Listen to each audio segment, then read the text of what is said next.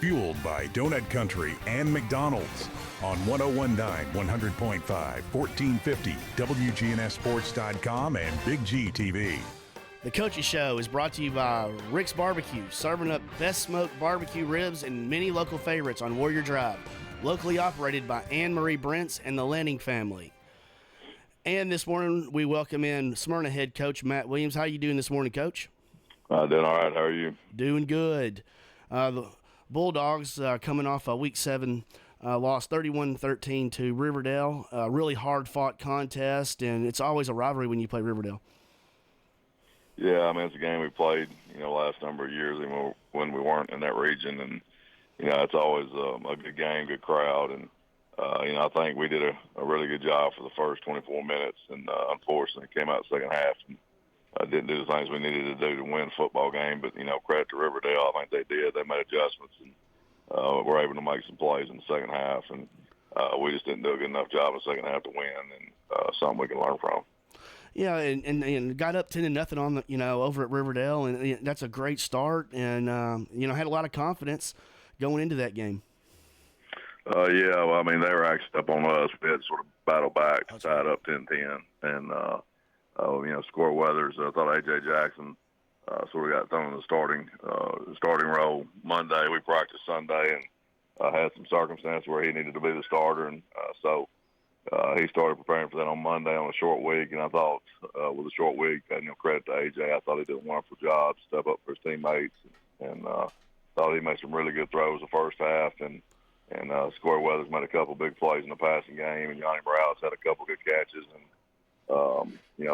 thought they did a good job. And offensively, the first half, I thought we battled and did some good things. We were able to run the football a little bit, and, in the second half, that sort of changed a little bit, and that's sort of why the outcome was what it was. Yeah, Coach, you mentioned A.J. Jackson. He was 17 of 24 for 150 yards and a touchdown, and also ran for 48 yards. And he is our SRM Concrete Solid Performer, locally grown, nationally known SRM Concrete. And, you talked about your defense, and it's been pretty solid for you really all season, and really gave yourself a chance.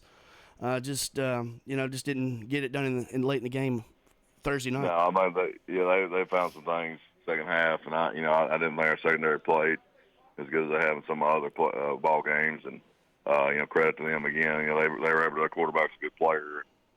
Second half, they were able to find some of their big receivers and make some big plays.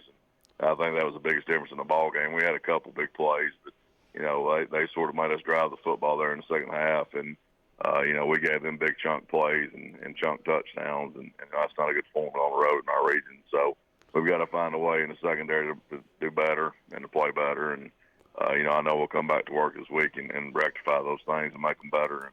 And, I believe in our kids, and we still got a lot to play for. And, our team's had a lot of adversity this year. And, it's a group of kids that are resilient, that will battle. And, I still believe in this group a great deal.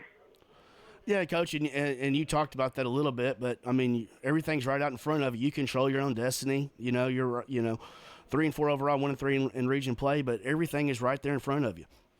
Yeah, I mean, we got 3 region games left, and obviously we're only worried about the next one. It's going to be a tough one. Blackman's a really good football team, and they've shown that, and we're going to have a great week of preparation for that game. But, there's a lot of scenarios that still put us in the playoffs, and we got to keep grinding and keep working towards that goal. And, I know our group will keep doing that, and they'll come to work ready, towards the end of the week. We'll bring them in towards the end of the week and start back at it. So I know they'll be excited to get back at it after a break, and I look forward to seeing them again. And this week you obviously played on Thursday nights, and shorter week, and does that kind of change your preparation a little bit? And I'm sure it probably gets you a day off or whatever. What do you think about playing on Thursdays, and did that change anything you had going into the week? I think the biggest thing it does is just it's hard on coaches as far as getting everything ready to go, because we practiced at 4 on Sunday evening and, practiced for about an hour and a half on Sunday to start the game week. And so really what it does, it just it makes the coaches have to speed everything up as far as preparation. And, we were in there Sunday, mid-morning, we were already meeting, and of course our coaches do a lot of work on Saturday too, grading the film and going in and starting to input stuff on the opponent scout film. So it just speeds everything up from that standpoint. But, as far as the practice week, it was a normal week for us, because Sunday just became our Monday. And so forth, and everything was just moved up a day. So I don't mind playing on Thursday. I think it just, like I said, it puts your coaches in a little bit more of a time crunch, and on the weekends we don't have a whole lot of time for family and all that stuff anyways, and I think it sort of bites into that a little bit. But I think it's it's a good change up for your kids, and then obviously it helps TWS to play because it helps them with officials and have enough officials for Friday night. So I don't have a problem with it. Yeah, and sometimes it's just just the way it works, and now coming into your bye week, which happens to fall with fall break, how are y'all gonna try to attack that? Yeah, we're gonna bring them in. We'll have 2 practices towards the end of the week, and just get their legs back, get them back in the weight room.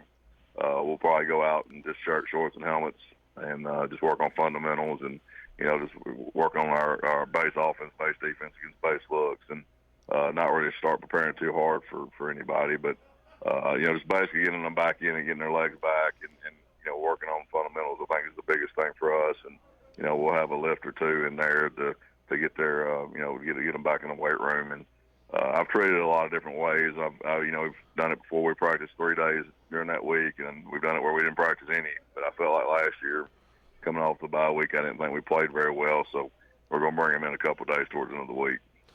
Yeah, that's always a tough trying to figure out how to balance that. During their bye week, also their fall break week. Another part of your team, your kicker, Daniel Aldana, had a field goal and an extra point, and it's been pretty solid for you for this year. Yeah, actually, he had 2 field goals, and he's a freshman that's a really good soccer player, and just a great kid and a good addition to our football program.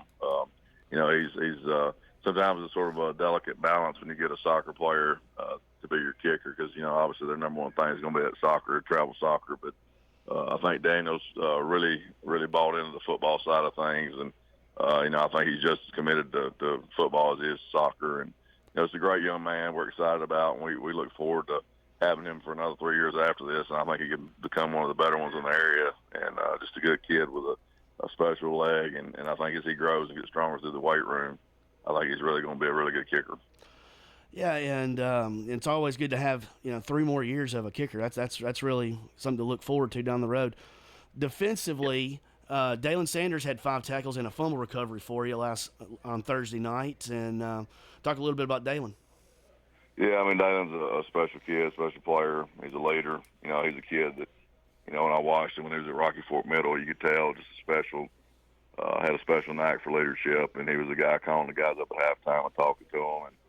And he's a special young man, and he's a young man that lost his father this past year, and he's sort of having to battle through that. Obviously, this is a difficult season for him from that standpoint, but just a special young man that's fun to be around, has an infectious smile, just a really good personality, and he's one of those kids that when you get up to go to work, you look forward to seeing him, and he brightens your day, and he's just a kid that's a team guy that's always bought in and going to be greatly prepared. And that's the thing about Dalen, he's going to prepare like a champion. And, it was good to see him have a good game the other night. I thought Jerry Martin did some good things as well and made some big plays, and he's always a factor as well.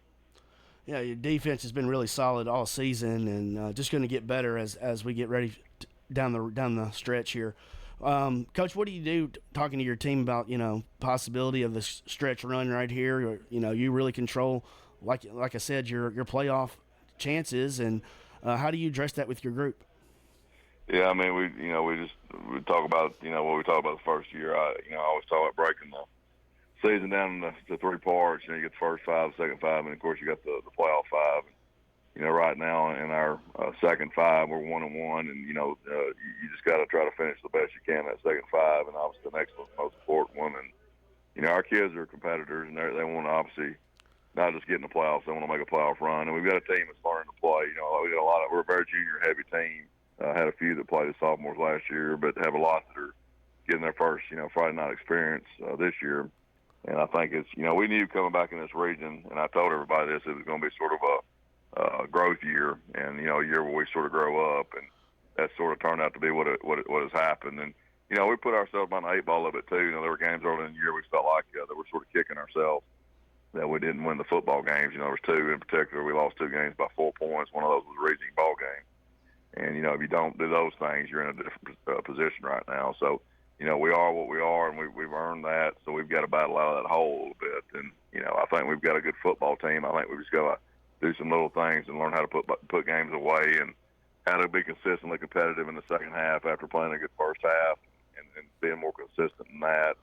Little things like we didn't do a good job, I didn't think, the other night of catching kicks, and that's something we've got to get better at, something we've stressed all year, and something we put a lot of work into. We start practice every day with people catching punts and kickoffs. So, our kids got to make sure they buy into that and doing the little technique things that make those things successful. So our kids will come back, and our kids are competitive, and they'll look forward to a second half stretch run, and, I know they'll be excited about it.